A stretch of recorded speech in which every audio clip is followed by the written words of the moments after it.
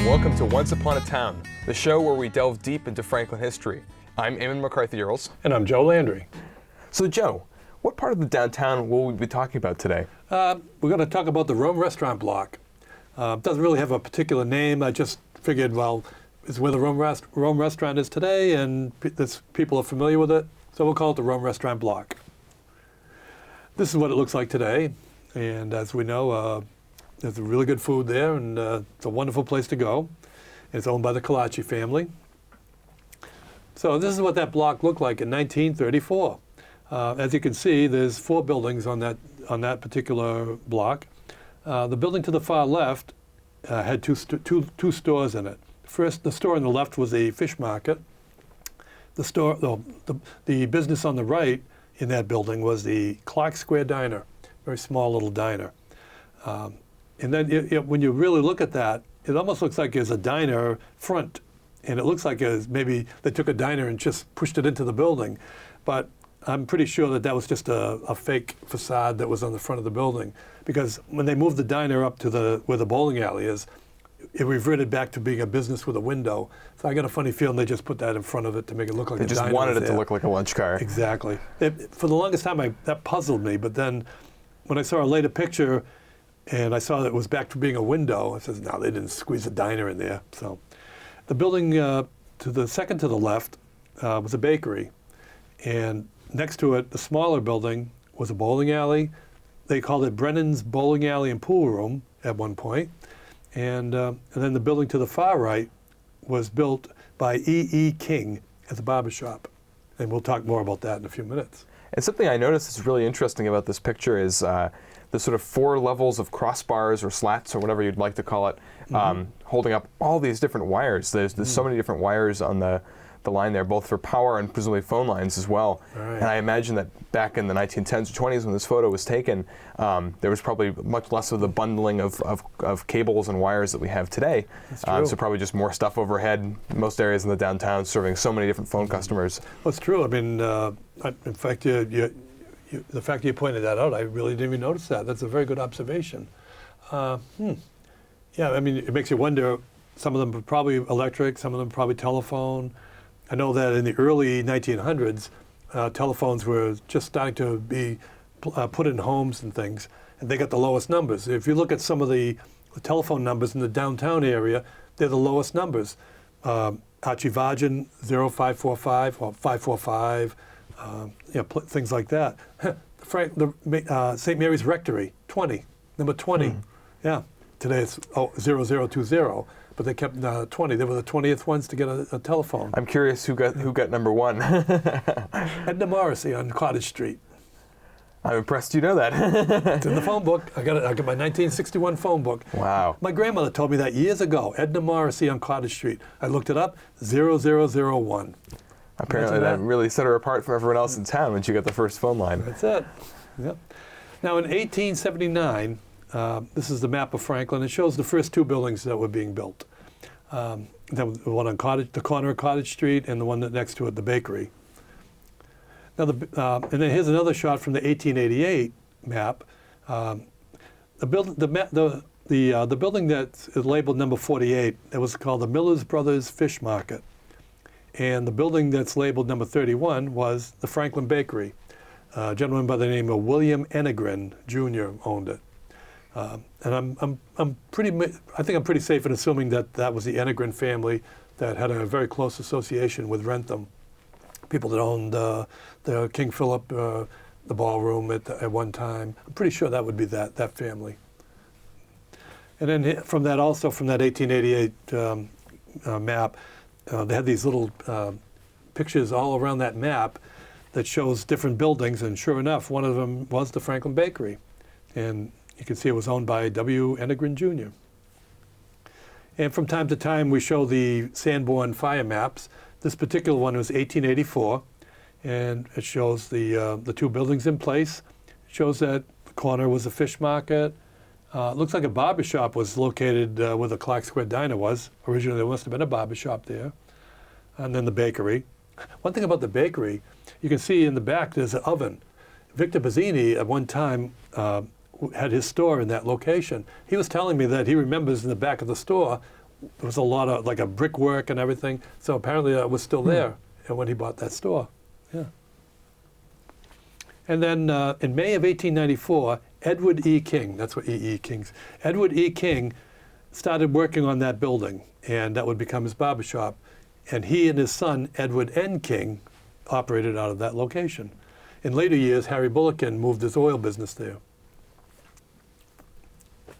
And also that year in May, that's when they built the Clark Square bowling alleys. And at that time, it was originally built as a as a little market. In later years, it became the bowling alley, but it was originally built as a market. It must have been fairly long if you could bowl inside of that building. Oh yeah, in fact, I think if we go back, well, in one of the future pictures, you'll actually see the back of the building, and it did extend. Actually, you can, when we go to the next picture, you can see the length of it. Oh yes, it really does extend quite a ways back there. Yeah. And this was taken from the 1894 Sanborn map, which now shows the building had just been built actually in that year. So there you go. Yeah. Now in 1920, these clippings, the clipping on the left was in the Sentinel, and it said there was a lot with large frontage on Central and Cottage Street that was going up for auction actually, and two gentlemen bought it in 1920. Archie Vargin and Hugas Bilazarian purchased that lot. And they also bought the bakery that was there. At that time, it was known as the Nile Bakery. And there was a laundry in there and the fish market. So in those buildings. The clipping on the right was one of those clippings that looked back 25 years. So it's looking back to 1920, which was the same year that that block went up for auction. And you can see that I circled 17, 20, and 27. That means that they put the notice in the Sentinel for those three dates, February 17th, the 20th, and the 27th. And by the way, Archie Vargin's name was Archie Vajabedian, and he shortened it to Vargin. And then here's a clipping that was in 1923. It looks like it now was called the Moores Fish Market. And when ordering your Thanksgiving dinner, you'll find a full line of fancy, fresh fish. Say that 5 times real fast. These people were clearly late to the game too, with their number 307 telephone number. That's right. That's right. Yeah. So, and then in 1928, this picture was taken from 1928, and you can see the fish market was located there. And then in this clipping from 1932, now the Brunelli family has purchased the block. That would be Francesco Brunelli, F.P. Brunelli, and that's when he named it the Nile Home Bakery. And then this picture was from 1934, and it shows the Niles Bakery at that location. And you can get a much more close-up view of the bowling alley. And actually now you can really see a nice close-up of the diner when it was in that location. And then, as I mentioned, Bullocken moved into where the barbershop was. This picture goes back to about 1949. And he used to sell coal and oil, but then when coal went out of fashion, then it was strictly oil. A lot of people in Bullocken Oil. My mother, for many years, had Bullocken for the oil man. And they're still very much in business, although over on Alpine Street these days. Right. Well, they're actually on Cottage Street, I suppose. Actually. And I think they were bought out by a big conglomerate. So whether or not they still are known as Bullocken Oil, I'm not really sure. But definitely they were around for many, many years. And then this picture shows, it was from 1949, it shows Bouvier Furniture was in the location where the bakery was. In future years, a guy named Soxy DiCecco, another nickname, Soxy DiCecco would take over, and that would become DiCecco Furniture.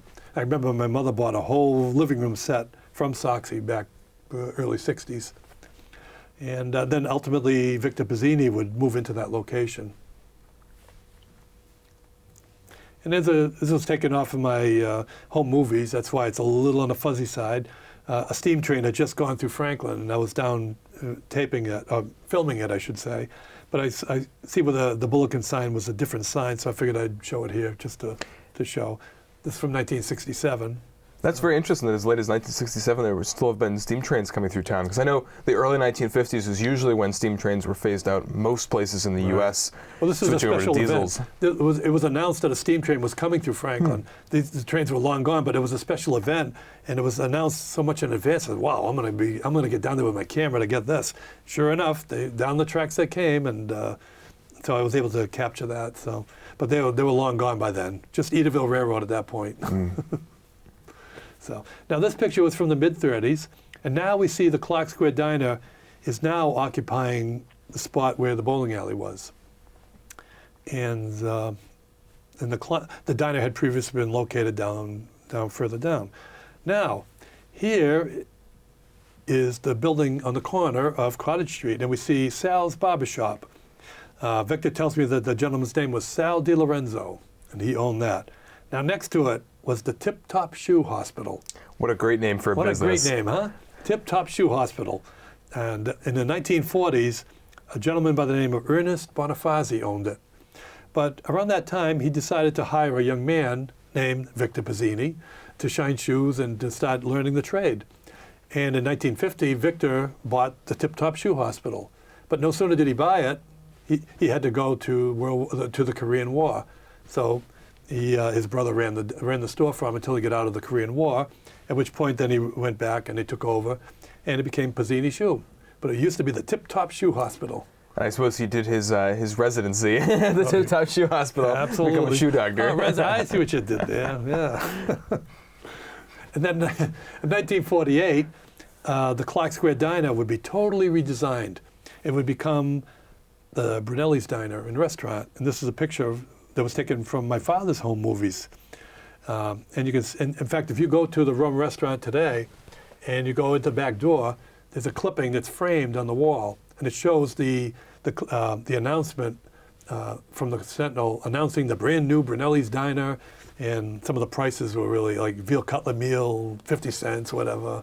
But what they did, they totally redesigned it, and they named it Brunelli's.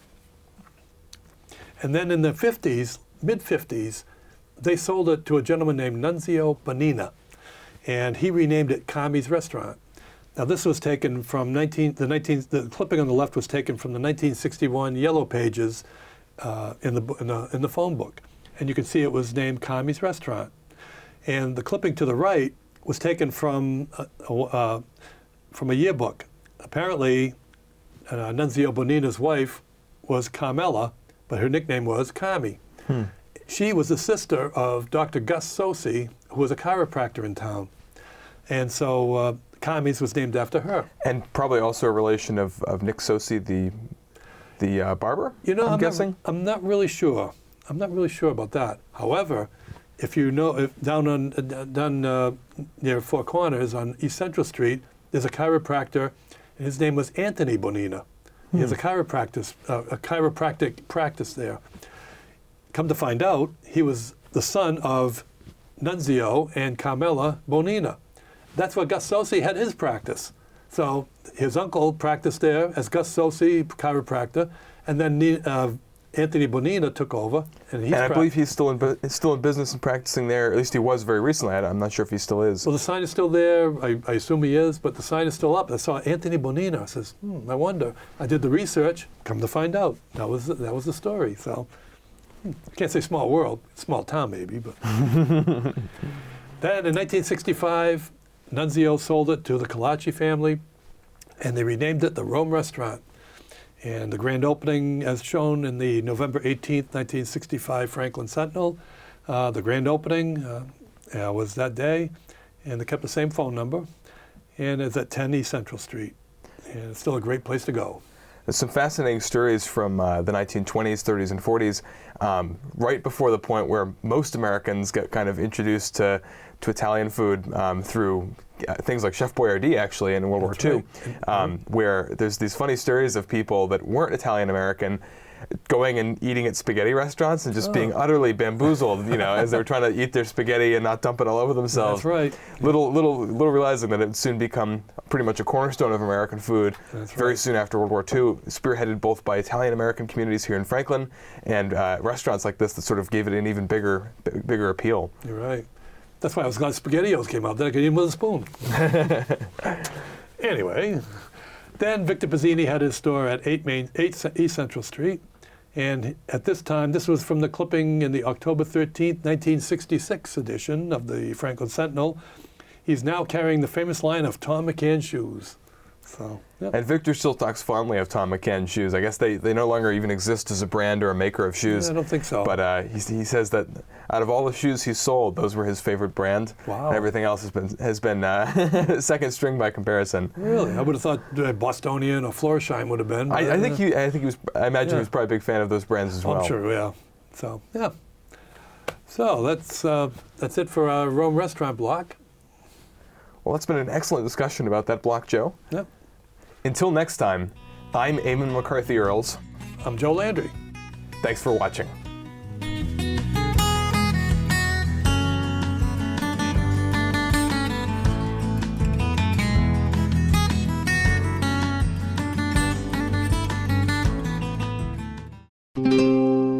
This program was made possible by your Franklin friends and neighbors. Good folks just like you. Thanks for supporting Franklin TV. And thanks for watching.